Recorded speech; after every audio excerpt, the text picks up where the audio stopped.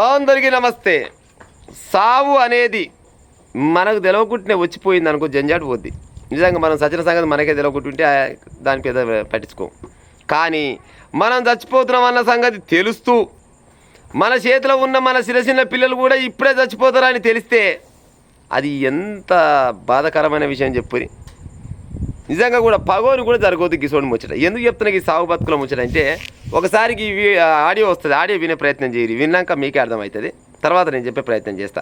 అన్న ఒకసారి furniture shop తలగబడుతుంది చూడు, నా పెళ్ళి అనుకుంటా, జరగ అది పెట్టే ప్రయత్నం చేయరు అన్న. అన్న అమ్మ మర్జాతే అన్న. अरे इधर से आ जाओ, इंडिया तुम इधर से आ जाओ. जगह नहीं है, उधर से पीछे से आओ.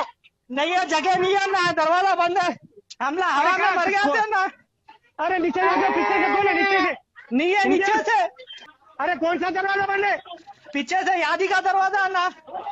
यादी का दरवाजा बंद है? हाँ वरना यादी का दरवाजा कैसे बंद है? नहीं, तुम बच्चे भी हम लोग तीनों मर जाते हैं ना. अरे इम्तियाज मेरी बात सुनो पहले. तुम अभी इधर से आइए. इधर से भी नहीं है ना, पूरा देख लिया. हेलो ना.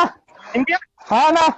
दरवाजा नहीं खुला ना, कुछ भी नहीं खुला. अरे तुम सेकंड चलो कुछ करके सेकंड चलो. नहीं है ना, आप कुछ भी नहीं कर सकते हो भाई. अरे जरा कुछ भी करके सेकंड चलो ना, खुद इम्तियाज नहीं तो परेशानी हो जाएगी. नहीं है ना, कुछ भी नहीं दिख रहा. अरे पुरसा खींचो, ये पुरसा खींचो. बच्चे भी है मेरे साथ, कुछ भी नहीं दिख रहा. अरे वही बोल रहा है इम्तियाज, पहले सेकंड उसका यादी का दरवाजा तो नहीं खोलो बोलो. अरे यार कुछ लिखा है ऐसा नहीं है, बहुत ज्यादा आग लगे सो यहाँ पे. हेलो हाँ ना, बहुत ज्यादा आग लगे सो नीचे. कहीं ऐसा नहीं है इम्तियाज? नहीं, कुछ भी नहीं कर सकता मैं. कुछ भी नहीं दिख रहा. अन्ना समीर के दरवाजे का दरवाजा खोलो बोलो, रूम का. अरे वहाँ से वहीं आग लगे सर. सेकंड चैनल में कूदो, तुम सेकंड चैनल में जाओ. जगह नहीं है ना, निकल नहीं सकता मैं. अरे लोग सेकंड चैनल में कूदो जी, तुम सेकंड बच्चों को ले लेके सेकंड चैनल में जाओ. రెండో అంతస్తులంట నాంపల్లి దగ్గర ఫర్నిచర్ షాప్ తలగబడ్డదంట. అందులో మొత్తం ముగ్గురుండ్రంట. ఏమంటున్నారు, మేము ముగ్గురం ఇళ్ళనే సజీవ దహనం అయిపోతాం. మొత్తం చుట్టూ కమ్ముకపోయినా, ఏడి కాడికి పొగంతా కమ్ముకపోయింది.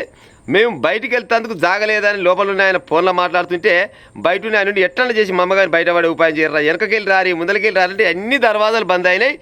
ఏ దర్వాజాకి వెళ్ళి కూడా నేను బయటికి వెళ్ళే ప్రసక్తి అయితే లేనే లేదు.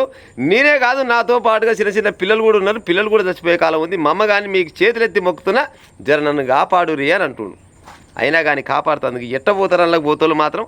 అదేమో మంట పాడైపోరు, రాకాశి మంట. ఆ రాకాశి మంటలకు పోదామంటే పోతోళ్ళు పోరాదా, వస్తోళ్ళు రారాదా. గిసవంటి సాగు ఏమంటారు, మన పగోళ్ళకు కూడా గిట రాకుండా వచ్చులా. పాపం చిన్న పిల్లలు ఉన్నారంట. మరి వాళ్ళు బత్తరా సస్తరా అనేది ఇక మనకైతే తెలియదు. కానీ ప్రస్తుతానికి అయితే వాళ్ళ ఆడియో అయితే లీక్ అయింది. జర వినే ప్రయత్నం అయితే చేయరంతా.